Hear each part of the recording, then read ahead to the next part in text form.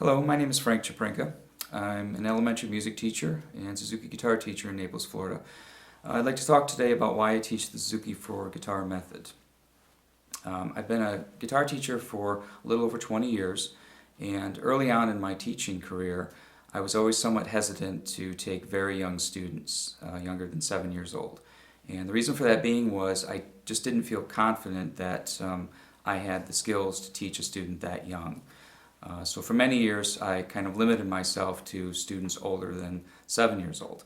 When my daughter turned 4, she'd been exposed to a lot of guitar and showed interest in the guitar, and I really then started looking for a method or a way to teach my daughter guitar the proper way.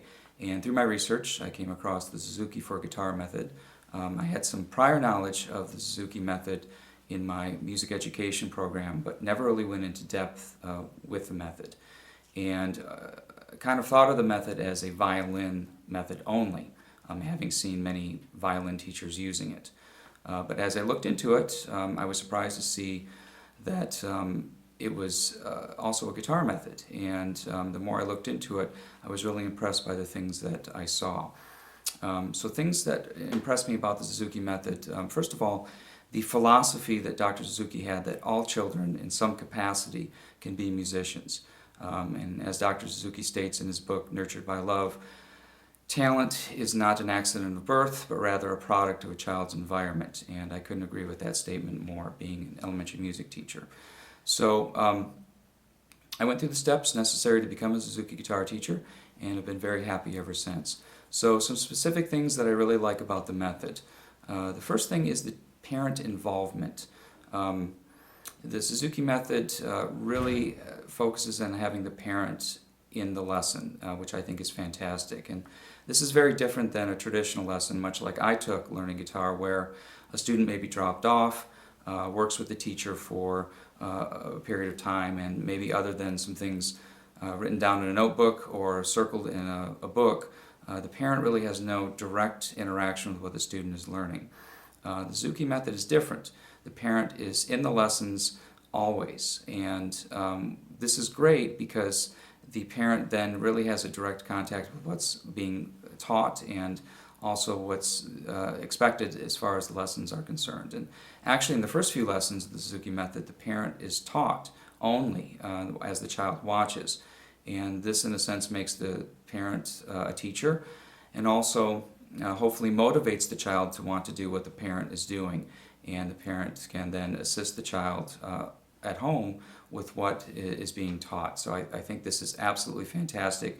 It's something called the Suzuki Triangle, where we have the parent, teacher, and student all working together to really help the progress of the student.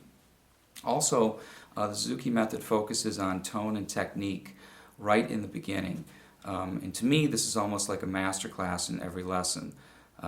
It's very different than, say, learning a new piece every week, or trying to get as much material in as possible, where we really focus on how the student is playing.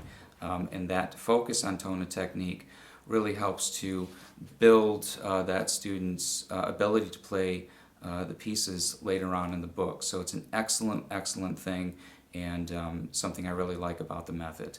Also, the repertoire, the way the books are lined up, is fantastic. And the music is music by composers, it's folk melodies, it's real music instead of exercises or learning the first few notes on a string.